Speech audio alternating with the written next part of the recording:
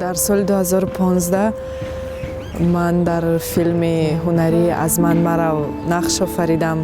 این اولین نقش آفری شما بود؟ بله، اولین نخستین قدم‌های من به جدای صنعت همین بود. و بعداً در چند کلیپ ها و رولک های تبلیغاتی بله نقش آفریدم.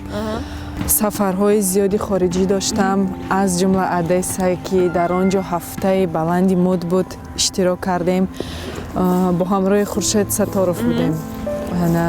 ما از همین حادثه ها و خاطره ها برای من که یک سال پیش زنی خانشین بودم خیلی فراموش نشونده است. و فکر میکنید که این خاطره ها مثلا برای سالهای آینده همچون سالهای فراموش نشدنی برای شما راه میکشاید؟ در سال 2016 برای مردم تاجیک باز یک سورپریز دیگه دارم، ولی در عین حال او مخفی است. نمیگید؟ نه. یعنی فکر میکنید که این هم یکی از بهترین خاطره های میشد که در سالهای بعدی شما میتوانید از این یاد بیارید؟ بله. تشکر زیاد برای صحبت. سلامت باشید.